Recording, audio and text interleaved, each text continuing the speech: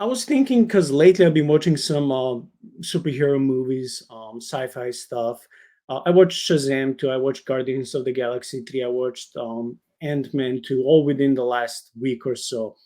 And all the deities and all the superheroes and all the villains with superpowers, um, they're either humans like scientists who obtain insane amount of power through technology and wisdom and knowledge over time, or if they're like the daughters of Atlas, they're very limited in their powers. They do not resemble anything that a biblical God resembles, that he can portray at any time. He basically has no rival, while uh, these deities and the sons and daughters of these deities, they're more like Hercules. They're like semi-gods.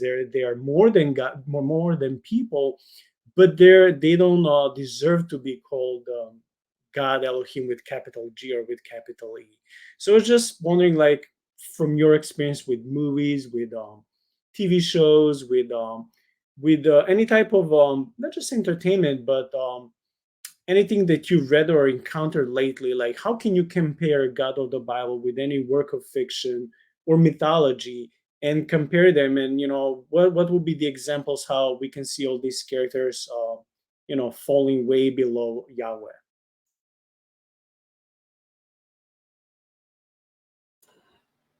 I mean, if we're staying with the Marvel thing, I watched The Immortals not too long ago, and it's interesting because they just, like most of the Marvel characters talking about gods or demigods, they just borrowed from other cultures and then did it poorly.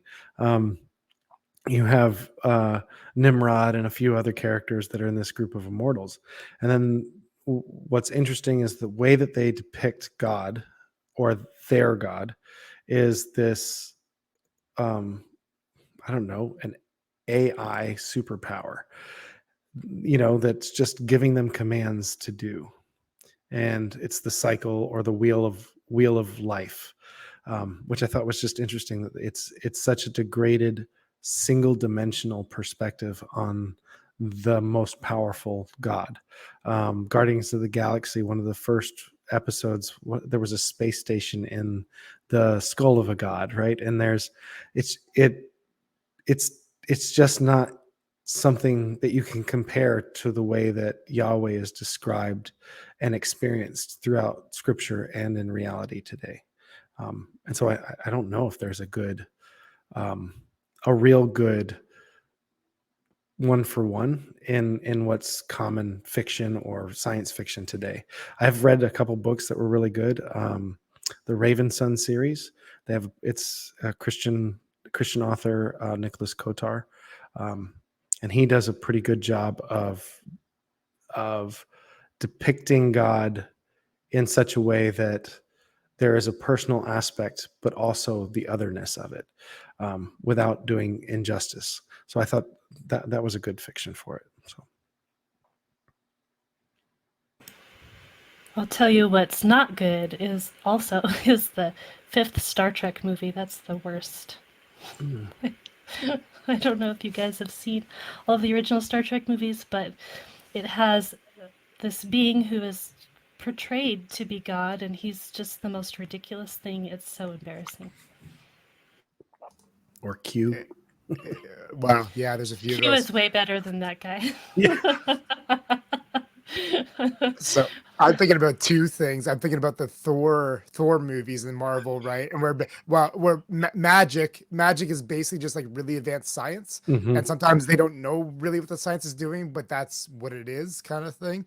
Um, just in those, I mean, in Marvel in general, and this is where Stan Lee really got a lot of it. You're not really a belief in spiritual things, but kind of borrowing every story you find interesting. Hmm. But you get into this. I mean, it can be conversation in itself. All the stuff that they're doing with water now, and things that is very representative. I've been rewatching Star Trek: The Next Generation, and I got into that because of Picard, and